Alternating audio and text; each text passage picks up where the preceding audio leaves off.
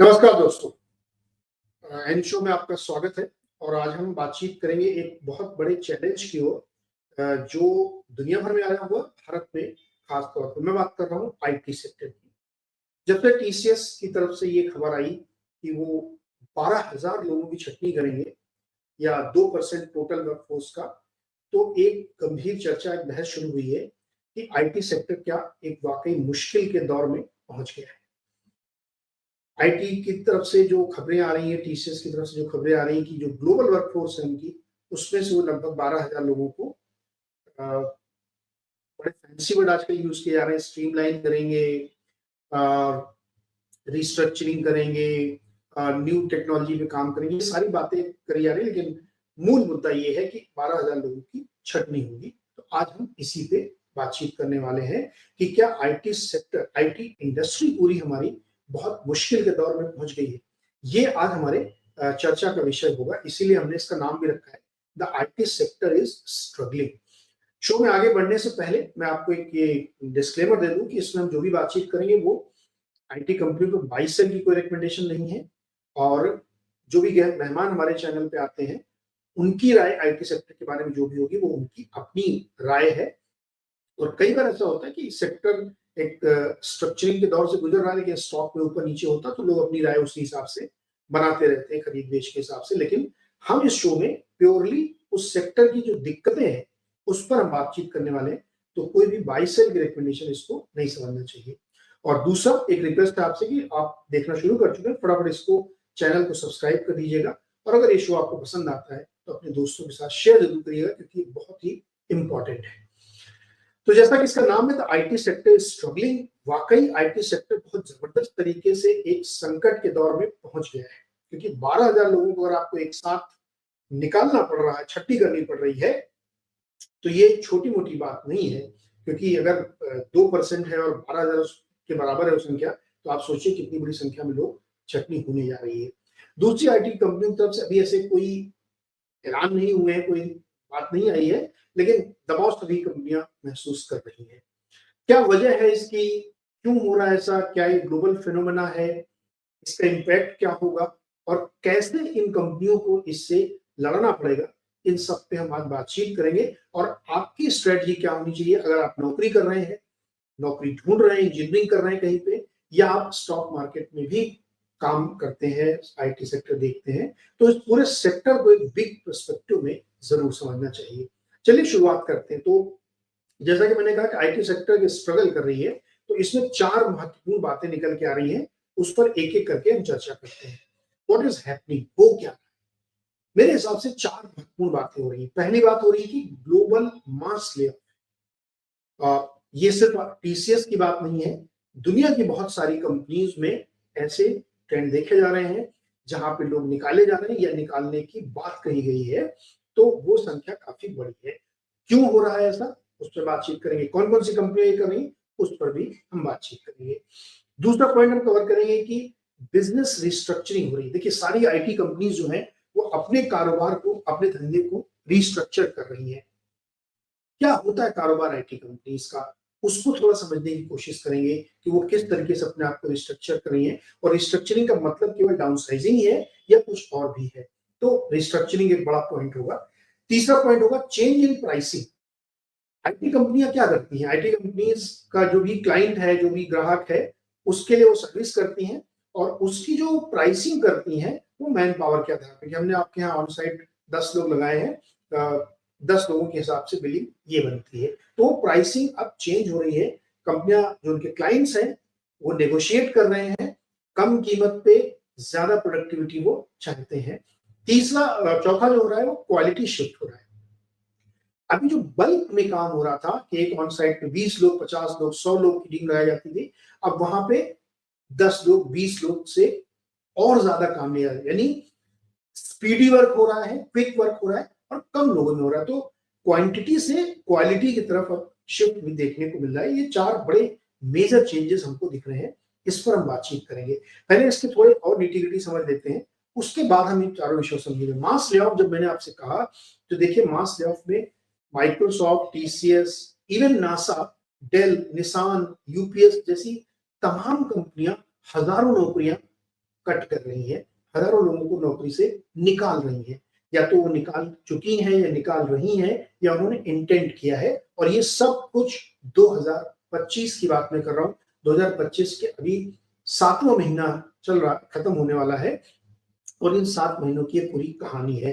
Company की तरफ से जो पूरी ग्लोबल पिक्चर निकल के आ रही है कि लगभग 20% वर्कफोर्स कम किया जा सकता है पूरी दुनिया की तमाम आईटी रिलेटेड काम करने वाली कंपनियों से, या आईटी एनेबल्ड काम करने वाली बहुत सारी कंपनी जो आईटी की नहीं है, मैन्युफैक्चरिंग है, लेकिन या रिटेल की है, उनमें मैसिव आईटी का इस्तेमाल होता है, तो उसमें भी कटौती होने देख मिले। तो ये वर्कफोर्स में 20% तक की कटौती हो सकती है। कुछ कंपनियां तो बंद हो गई, आगे उदाहरण एक आध दिखेंगे आपको। और यही ट्रेंड पूरा आपको स्टार्टअप में देखने को मिल रहा है, फिनटेक में देखने को मिल रहा है, एडटेक में देखने को मिल रहा है, और ई कॉमर्स में देखने को मिल रहा है। तो ये इसलिए मैंने इसका नाम दिया ग्लोबल मास है, यानी ग्लोबली मास ले ऑफ हो रहा है पूरी दुनिया में, ये कार्यक्रम चल रहा है, तो इसलिए इसको समझने की जरूरत है। अब देखते हैं कौन कौन क्या क्या कर रहा है। अब देखिए ये जो स्क्रीन को ध्यान से देखिएगा, इसमें हमने बहुत सारी कंपनियों के नाम लिखे हैं। माइक्रोसॉफ्ट से 15,000 लोगों के निकालने की बात की जा रही है। नंबर्स अपने आप में बता रहे हैं कि किस तरीके से ये सेक्टर स्ट्रगल कर रहा है। टीसीएस ने 12,000 की बात की है, इंटेल में 24,000 की बात की जा रही है, कुछ निकल गए कुछ और निकलेंगे। यूपीएस 20,000 लोगों की छटनी वहां की बात की जा रही है। Dell, Nissan, DHL, British Petroleum, Petronas, Volkswagen, Hudson Bay, Bosch, Indeed और ग्लासडोर। अब आप बड़ी दिलचस्प बात देखिए, इंडीड और ग्लासडोर एचआर कंपनी है, रिक्रूटमेंट का काम करती है, उन्हीं के यहाँ छटनी हो रही है। आप सोचिए कितना जबरदस्त इंपैक्ट हो रहा है कि जो खुद नौकरी दिलाने का काम करते हैं उनके यहाँ से ही नौकरियों की छटनी हो रही है। जेएलआर यूके में भी 500 लोगों के निकाले जाने की बात है। बर्बरी एक बहुत बड़ा लग्जरी ब्रांड है, बहुत महंगी टी शर्ट आती है, मैंने जो पहने बर्बरी नहीं है, ध्यान रखना। तो बर्बरी में भी आप सोचिए 1700 लोगों को निकालने की बात की जा रही है। प्रॉक्टर एंड गैम्बल में 7,000 लोगों की छटनी की जा रही है। तो ये नंबर आप देखिए कितना बड़ा नंबर है। ये तो मैंने कुछ दिए हैं, इसके अलावा बहुत सारी और 100, 200, 500, 400 वाली कंपनी में तो हजारों वाला नंबर खाली ट्रैक करने की कोशिश की या बड़ी कंपनियों को लिया है। तो इतनी कंपनियां छटनी की ओर बढ़ रही है। एक मोटा मोटा अनुमान है कि लगभग 5.5 लाख लोग की नौकरी गई, आज गई या कल चली जाएगी। ये नंबर निकल के आ रहा मोटा मोटा, ये 2025 का नंबर आज तक का मैं बता रहा हूं जब मैं ये शो रिकॉर्ड कर रहा हूं। तो लगभग 5.5 लाख लोगों के नौकरियों के लाले पड़ने वाले हैं। अब आप देखिए मंथली वाइज जो मास ले ऑफ हुआ है उसमें टेक कंपनी जो टेक एम्प्लॉइज इंपैक्टेड हुए हैं उनकी आप संख्या देखिए। जनवरी में 16,000 टेक्नोलॉजी से जुड़ी कंपनियों में काम करने वाले लोगों की नौकरी पे आंच आ गई। फरवरी में 19,000, फिर मार्च में 11,000, अप्रैल में 6,335, मई में 24,500, जून में 8,000 और जुलाई सबसे खतरनाक महीना जुलाई था, इसमें 46,326 लोगों की नौकरी पे आंच आ गई है। और ये मैं सिर्फ अभी टेक्नोलॉजी से रिलेटेड इंपैक्टेड लोगों की बात कर रहा हूं। ओवरऑल नंबर ऐसा हमने कहा कि 5.5 लाख तक जाता हुआ दिख रहा है। अब इसको समझना चाहिए कि इतनी बड़ी जो रिस्ट्रक्चरिंग, ले ऑफ, रीसाइजिंग, नई टेक्नोलॉजी पे काम करना, कोई भी फैंसी वर्ड यूज करके अगर नौकरियां जा रही हैं तो उसके पीछे रीजन क्या है, उसके पीछे रीजन के हु इज रिस्पॉन्सिबल, कौन जिम्मेदार है इन नौकरियों को जाने के लिए। तो मेरे हिसाब से 3 बड़े इसके कारण हैं, जिसमें 2 कारण आपस में इंटरलिंक्ड हैं और तीसरा कारण है अलग से, यानी एआई, आर्टिफिशियल इंटेलिजेंस। मैं अपने चैनल पे लगातार इस विषय पे शोज कर रहा हूं, प्लीज उनको आप देखिए, सीखिए, अपने बच्चों को दिखाइए, क्योंकि ये आपकी जिंदगी बदलने वाला है। अगर आप इसको आज नहीं समझ रहे हैं तो कल जरूर पछताएंगे। मेरा प्रयास है कि आप उस स्थिति में ना आए, आप उसको समझिए और सीखिए, अपने बच्चों को भी सिखाइए। तो आर्टिफिशियल इंटेलिजेंस एक बड़ा डिसरप्टर है क्या? क्या स्लोडाउन की वजह से भी कंपनियां डाउनसाइजिंग कर रही हैं? जियोपॉलिटिकल तकलीफ इतनी बड़ी है, चाइना +1, ऑफशोरिंग, ये सब वर्ड आप सुनते होंगे। ये एक बड़ा रीजन है क्या? टैरिफ जो डोनाल्ड ट्रंप या अमेरिका की तरफ से लगातार पूरी दुनिया के देशों में टैरिफ लगाया जा रहा है, उसकी वजह से भी रिस्ट्रक्चरिंग हो रही है, कंपनियों को दिक्कत आ रही है, छटनी हो रही है, तो स्लो डाउन और टैरिफ को आप अगर इंटरलिंक्ड कर दें कि टैरिफ की वजह से स्लो डाउन आ रहा है या स्लो डाउन की वजह से टैरिफ लग रहा है, पता नहीं, जो भी रीजन हो, लेकिन दोनों एक फैक्टर्स हैं। तो एआई एक बड़ा डिसरप्टर है क्या, ये हम पॉइंट्स आपसे डिस्कस करना चाहते हैं। चलिए हम दोबारा चलते हैं अपनी स्लाइड नंबर 2 में, जहां हमने आपसे कहा था कि हम उन 4 पॉइंट्स को डिस्कस करेंगे। Yes, global mass lay of हो गया, आपको मैंने तस्वीर दिखा दी, नंबर्स आपको दिखा दिए, कंपनी के नाम आपको बता दिए। अब देखते हैं business restructuring. Business restructuring IT companies में जबरदस्त हो रही है, पूरी दुनिया में हो रही है। क्यों हो रही है, क्या उसका एक बड़ा कारण एआई डिसरप्शन है? मेरे हिसाब से बिल्कुल है। कोई दुनिया की कंपनी कोई भी बहाना बताए तो स्लो डाउन है, वो टैरिफ का इम्पैक्ट है, बिजनेस कम है, लेकिन उसका कारण बिजनेस रिस्ट्रक्चरिंग है, इसीलिए आप ये कर रहे हैं। हो क्या रहा है दरअसल, खासतौर पे भारतीय कंपनियों के संदर्भ में आपको समझाऊंगा कि मान लीजिए टीसीएस, इन्फोसिस, एचसीएल, ये तमाम जो कंपनीज हैं, इनका मेन क्लाइंट कौन है? यूरोप में है और अमेरिका में। सबसे बड़ा क्लाइंट अमेरिका। अमेरिका में मान लीजिए आपको कोई एक प्रोजेक्ट मिला, टीसीएस को कोई एक प्रोजेक्ट अमेरिका में मिला, उस काम को करना है, मेंटेनेंस का काम। बेसिकली देखिए, एक बहुत कड़वा सच है कि Indian IT companies product companies नहीं है, ये कंपनी सिर्फ सर्विस प्रोवाइडर है, प्लम्बिंग का काम करती है, जिसको सही वर्ड प्लम्बिंग है लेकिन प्लम्बर बोलते हैं इसको, वो काम ये करते हैं। तो आपने ऑन साइट 20 लोगों को काम पे लगा दिया। जब आपने 20 लोगों को काम पे लगाया तो सब बढ़िया से काम कर रहे हैं, उनको बढ़िया तनख्वाहें मिल रही हैं। तो एडवांटेज ये था कि हमारे जो इंजीनियर्स थे वो सस्ते थे, अमेरिका के लोकल महंगे पड़ते, तो यहाँ से लोग जाते थे और उसमें वो काम करते थे। अब एआई के आने की वजह से क्या हुआ है कि उनको एक तो कम लोगों की जरूरत पड़ रही है, यानी 20 की बजाय अब वो 10 लोगों से काम चलेगा या 4 लोगों से काम चलेगा। 10 भी ज्यादा बोल रहा हूँ, 20 आदमी काम 4 आदमी कर रहे हैं, क्योंकि एआई के थ्रू प्रोसेसिंग बहुत इजी हो गई है, बेसिक कोडिंग कर चुके हैं। एआई पे ज्यादा डिटेल नहीं जाऊंगा, उसके अलग शो है, लेकिन एआई ने जिंदगी को आसान भी बनाया, लेकिन एक तरीके से मुश्किल भी बनाया कि भाई नौकरी जा रही है, लेकिन किया है उसने ऐसा। तो अब आप जहां 20 आदमी ऑन साइट में लगाते थे, वहां अब आपको 10 आदमी लगाने हैं, क्योंकि पहले 20 आदमी के लिए जब आप काम कराते थे तो मैनुअल काम होता था, बहुत सारे काम होते थे, एआई का इस्तेमाल नहीं होता था। अब एआई है, एलएलएम है, मशीन लर्निंग है, तो उतने ज्यादा ह्यूमंस की जरूरत नहीं है, तो रोबो भी आ गया है। तो बहुत जो बेसिक काम आप कर रहे थे वो काम गया आपका। मिडिल लेवल का जो सुपरवाइजरी काम था, वो भी जरूरत ही नहीं सुपरवाइजरी की, तो वो काम इम्पैक्ट हो रहा है। तो इसकी वजह से हर कंपनी, चाहे वो क्लाइंट हो और चाहे वो सर्विस प्रोवाइडर, यानी टीसीएस हो या टीसीएस का कोई क्लाइंट हो, दोनों को रिस्ट्रक्चर करना पड़ रहा है। क्योंकि अगर क्लाइंट ने रिस्ट्रक्चर की तो वो उतना पैसा नहीं देगा आपको, वो कहेगा हम कम पैसे देंगे, हम इतना काम आपसे करा रहे हैं, 4 आदमी लगाइए, 25 आदमी की जरूरत नहीं है, तो वो कम आदमी कर रहा है, तो उसके यहाँ भी छटनी होगी, क्योंकि उसको भी इतना काम नहीं करना है। और टीसीएस जो पहले 20 आदमी भेजता था, या टीसीएस में नाम इसलिए ले रहा हूँ क्योंकि उन्होंने छटनी की बात की है, इंडिविजुअल कंपनी में जाइएगा तो वो वहां भी 20 की जगह 4 आदमी लगेंगे। तो आपका पूरा बिजनेस मॉडल चेंज हो रहा है, पूरा बिजनेस मॉडल ही बदल रहा है, पूरी स्ट्रक्चर करना। आप देखिए ना, कंपनीज के जो मार्जिन हैं, जो रेवेन्यू, जो रिजल्ट आए आईटी कंपनी के, आप देख लीजिए, कंपनियों की कमेंट्री सुन लीजिए, मुंह लटका रहता है उनका, बोल नहीं पाते ढंग से, क्योंकि वो जवाब नहीं दे पा रहे ना। अब तक आपने एक बहुत रोजी पिक्चर बनाई है, देश दुनिया में आपका नाम था, आपने देश की बहुत सेवा की, सब कुछ ठीक, लेकिन अब आपका मुंह लटका हुआ है। आप आपकी जो इन्वेस्टर कॉल की कमेंट्री सुनिए, आप अपनी बात को एक्सप्लेन नहीं कर पा रहे हैं, क्योंकि आप एक ऐसी दुविधा में फंस गए हैं जिसकी कल्पना आपने नहीं की।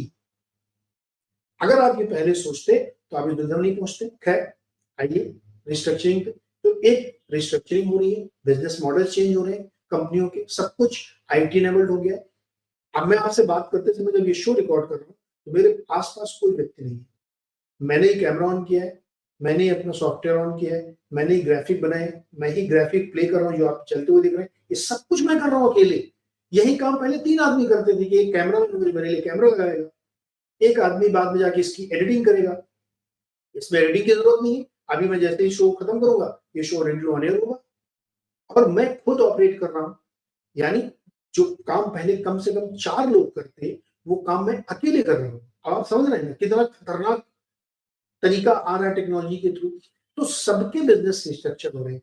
आज जो काम मैं ये कर रहा हूँ, ये एक तरीके से टीवी का काम है। टीवी में 4-5 लोग लगते थे, लेकिन अब टेक्नोलॉजी ने आपको इतना एनेबल कर दिया है कि मैं सिंगल हैंडेडली ये सारे शो घर में बैठ के अकेले बिना किसी की मदद के रिकॉर्ड करता हूँ, ग्राफिक भी मैं बना लेता हूँ, सब कुछ मैं कर लेता हूँ, मुझे किसी की मदद की जरूरत नहीं है। ये रिस्ट्रक्चरिंग हो गई। इसकी वजह से क्या हुआ? Change in pricing. सारी हमारी भारत की आईटी कंपनीज, जो महान कंपनीज हैं, वो अपने 20 आदमी भेजती थी तो पर पर्सन के हिसाब से बिलिंग होती थी, पर पर्सन पर आवर की बिलिंग वो करती थी, मोटा पैसा कमाती थी।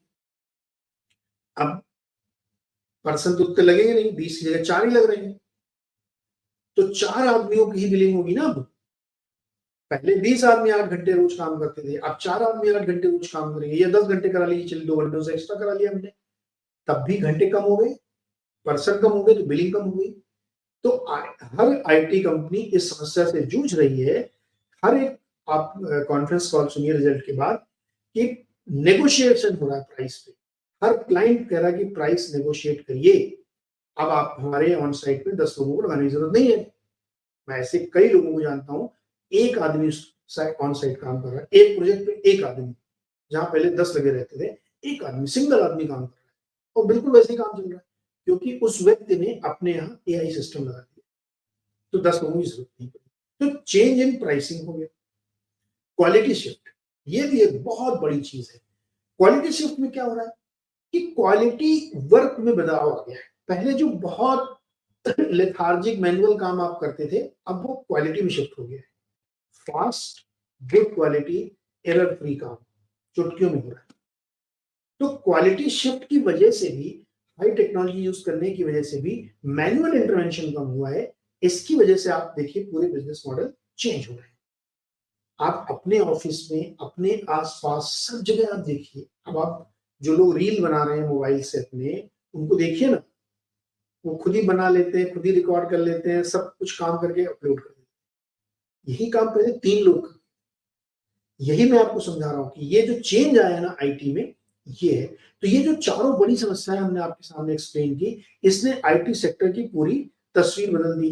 अब हम लोग चलते हैं उस अपनी 6th प्लेट पे, जो हमने आपसे कहा था कि हु इज रिस्पॉन्सिबल, कौन है इसका जिम्मेदार।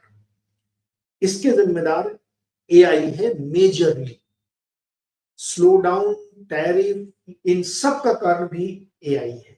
बिजनेस मॉडल में चेंज है। दुनिया बहुत तेजी से बदल रही है, स्पेशली आईटी कंपनीज के लिए।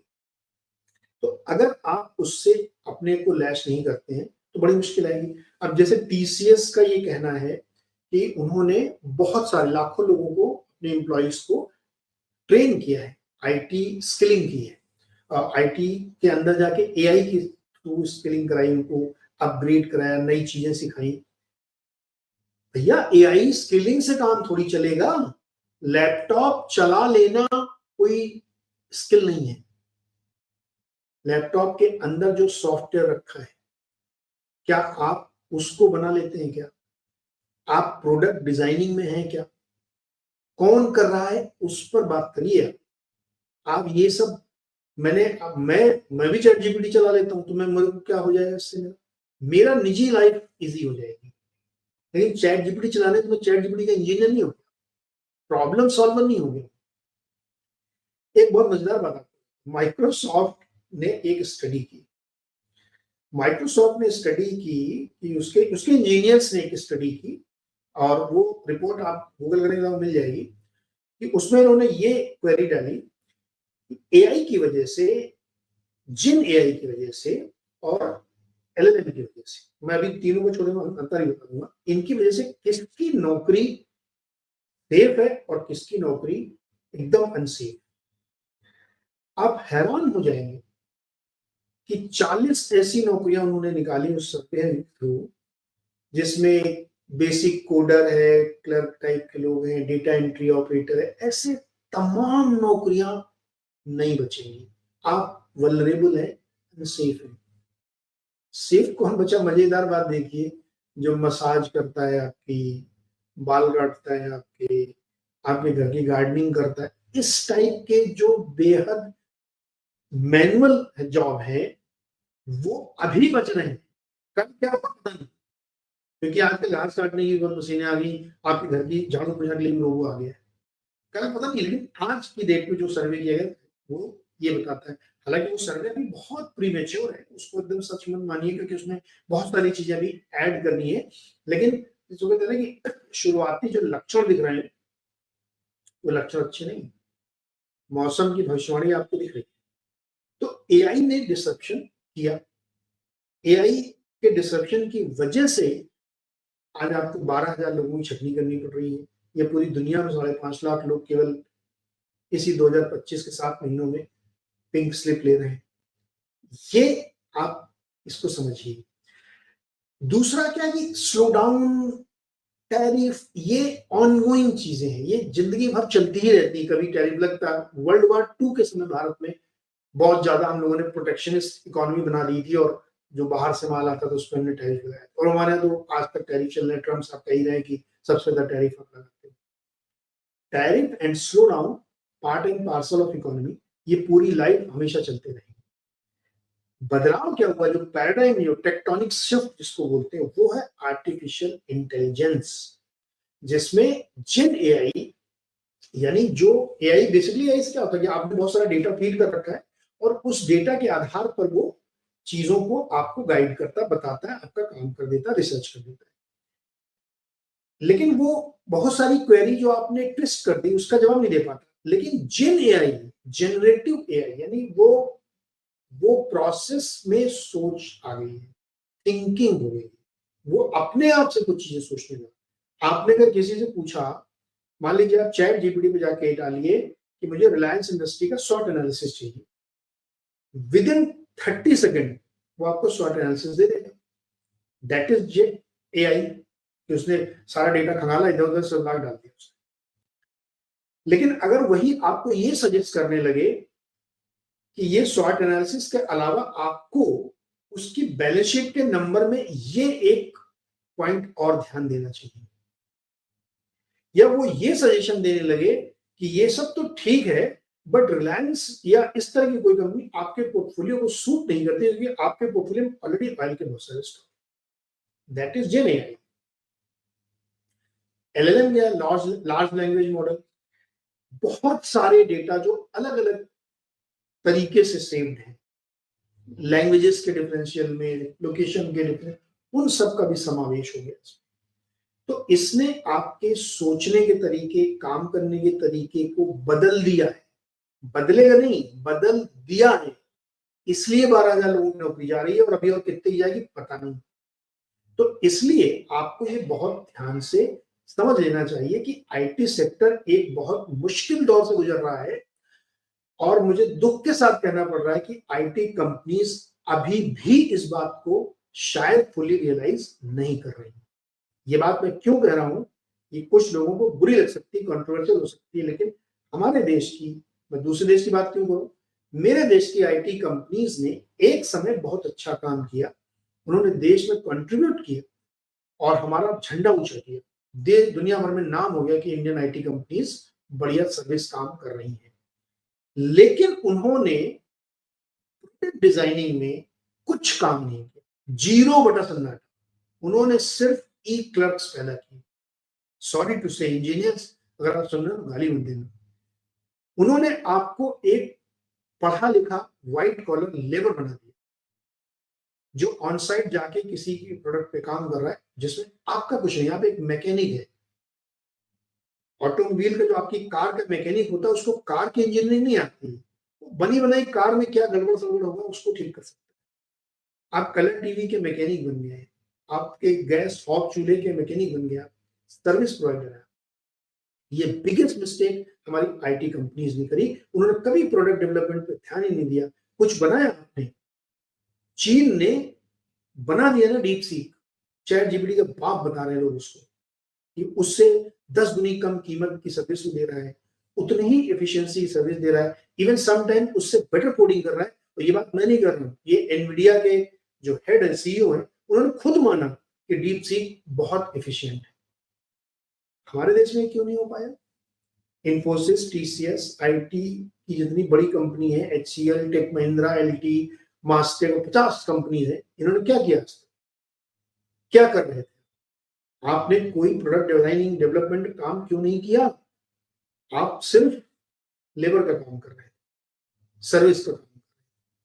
और हमारे यहाँ के बच्चे जा रहे थे। एक सर्टेन पॉइंट ऑफ टाइम में आपने बहुत अच्छा काम किया, एम्प्लॉयमेंट दिया, उसके बहुत सारे लोगों को नौकरियां मिली, एक सम्मानजनक लोगों में नौकरी चली, जीवन जिया। लेकिन आपने 20 साल पहले ये सोचा था कि 2025 में क्या होगा, हमको 12,000 लोगों को नौकरी से निकालना पड़ेगा? टीसीएस में इतने धुरंधर बड़े लोग काम करते हैं, या इन्फोसिस में इतने बड़े धुरंधर लोग काम करते हैं, उन्होंने इस बात को क्यों नहीं सोचा कि 20 साल बाद ये प्रॉब्लम आ सकती है? आप उनकी बैलेंस शीट उठा देखिए, हजारों करोड़ रुपए का कैश रिजर्व पड़ा हुआ उसमें, लेकिन आर&डी पे आपने क्या खर्च किया? कुछ नहीं। प्रोडक्ट डेवलप किया? कुछ नहीं। आप केवल सर्विस प्रोवाइडर ही बने रहे। इस पर बहस हो सकती है। रघुराम राजन ने एक बार कहा था कि हमें मैन्युफैक्चरिंग, हमें सर्विस इंडस्ट्री पे ही फोकस करना चाहिए क्योंकि हमारा कोर है। गलत है Raghuram sir, I am sorry to say, आप गलत कह रहे हैं। आप डिपेंडेंट नहीं रह सकते किसी चीज पे। आप ट्रेडिंग के धंधे में नहीं हो सकते कि इनसे लिया और उनको बेचा, बीच में कमीशन खाया। बिजनेस डिस्ट्रक्शन में आप फंस जाएंगे, और जो आज हम देख रहे फंसा हुआ अपने आप। तो इन आईटी कंपनी से मेरी गुजारिश है कि आप लोग अपने आप को, अब फिर से वही गलती मत करिए कि हम 5 लाख लोगों को एआई स्किल करेंगे, तो चैट जीपीटी चलाना सीखेंगे क्या? आप प्रोडक्ट डिजाइनिंग पे ध्यान दीजिए, अपना कुछ ऐसा बनाइए जो दूसरे देश में यूज हो। हमने नेविगेशन सिस्टम नाविक बनाया ना अपना, जब हमको अमेरिका ने नहीं दिया था जीपीएस सिस्टम, हमने बनाया, हमने मेहनत की, तो हम कैपेसिटी है हमारे अंदर, हम बना सकते हैं। हमारी स्थिति ना हनुमान जी जैसी हो गई, उनको याद दिलाना पड़ता है कि you can do it, but हम करते नहीं। जब तक कोई हमको याद नहीं दिलाएगा हम करेंगे नहीं। 91 में जब सोना गिरवी रखने की स्थिति आ गई, तब हमने इकोनॉमी ओपन अप की, तब हमको लगा कि हाँ अब तो करना ही पड़ेगा, तो हमने किया और हमने बहुत अच्छा किया। आज वही मूवमेंट है, 91 का मूवमेंट है आज सारी आईटी कंपनीज के लिए, तमाम दूसरी कंपनीज के लिए भी, कि आप अपने बिजनेस मॉडल को रीओरिएंट करिए, रीथिंक करिए कि आप कर क्या रहे हैं बॉस। अगर आप आज नहीं समझेंगे तो आप बहुत बुरे मुश्किल के दौर में फंस जाएंगे। इसलिए आईटी सेक्टर में आप लगातार देख रहे होंगे कि कंपनीज के परफॉर्मेंस 3-3 साल हो गए हैं, अपना जो न्यू हाई उन्होंने बनाया था उसको बीच नहीं कर पा रहे। हम इसके लिए 25 बहाने बताते हैं कि एफआई नहीं खरीद रहा, डोमेस्टिक नहीं खरीद रहा, ये बेच रहे हैं, वो बेच रहे हैं, तरह तरह की हम बातें करते हैं। बट और इशू ये है, आप उनके अर्निंग सीजन की उनकी कमेंट्री सुनिए, उनके कॉन कॉल सुनिए, तब आपको समझ में आएगा कि प्रॉब्लम तो कहीं और है। 2% की रेवेन्यू ग्रोथ पे हम आपको 40 का मल्टीपल नहीं दे सकते। कोई कहीं जस्टिफिकेशन होगा कि नहीं होगा। और कोई कंपनी हमारे यहाँ की ऐसी नहीं जो कमजोर हो, हर एक की बैलेंस शीट पे कैश भरा हुआ है। आप उसका इस्तेमाल बाईबैक करने में करते, आप उसका इस्तेमाल डिविडेंड देने में यूज करते, ऐसे तो नहीं चलेगा दोस्त। तो हमारी आईटी इंडस्ट्री को जो बड़े बड़े दिग्गज हैं, जो बहुत पढ़े लिखे हैं, बहुत समझदार हैं, मुझे उनकी कैपेबिलिटी पे जरा रंच मात्र का भी शक नहीं। मुझे लगता है वो कर सकते, लेकिन वो कर नहीं रहे। चिंता ये है, मेरी दिक्कत ये है कि अगर आप नहीं करेंगे तो आज के बाद फिर आप फंसेंगे बुरी तरीके से। इसलिए मैं इस शो को आज बनाने के लिए मजबूर हुआ, क्योंकि जब मैंने टीसीएस की वो रिपोर्ट पढ़ी 12,000 लोग, तो मैंने थोड़ी और डीप रिसर्च की, तो मेरी आंखें खुली रह गई। जब पूरी दुनिया में मैंने देखा कि पिछले 7 महीनों में 5,500 लोगों की छटनी हो चुकी है, और ये कंटिन्यू रहेगा। ध्यान रखिएगा, तो रुकने वाला नहीं है। कब कहाँ किसकी नौकरी जाएगी पता नहीं है। मेरे एक मित्र हैं धीरज कौल, जो कि पेशे से तो बहुत अच्छे डॉक्टर हैं अमेरिका में, लेकिन उनको इतना शौक है एआई वगैरह का कि उस पर काम करते हैं। पिछले 10-15 साल से उस पर वो काम कर रहे हैं। मैंने उनके साथ शोज किए हैं, आप उनको देखिए, लगातार वो यही बात कर रहे हैं कि जाग जाओ भाई, अभी भी समय है।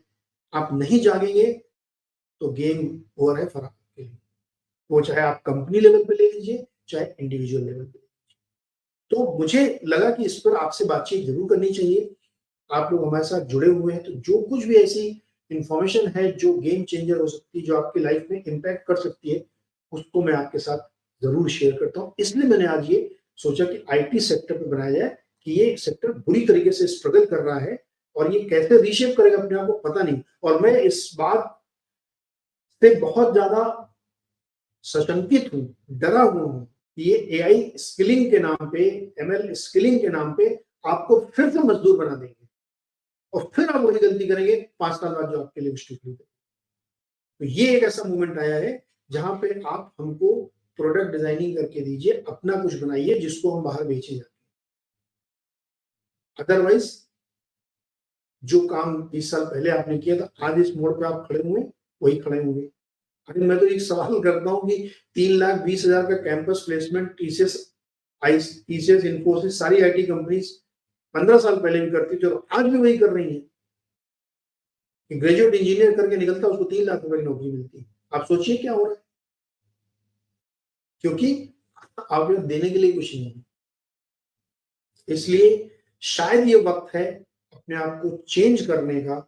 इंडिविजुअली भी मैं आपसे कह रहा हूं कि आप लोग ऐसा कुछ मत सोचिए कि आप बच जाएंगे। ये एक ऐसी बहार कह लीजिए या ऐसी कोई स्थिति बन रही है जहां पर आपको ये करना पड़ेगा, और अगर आप इसको नहीं करेंगे तो वाकई में बता रहा हूं आपके लिए बहुत मुश्किल भरा दिन होने वाला है। हम सब इससे कैसे लड़ेंगे आज आपको समझ में नहीं आ रहा है, तो प्लीज पढ़िए, लिखिए, सोचिए, देखिए, और जो मैं लगातार आपको इस तरह के शोज देता हूँ उस पर काम करिए।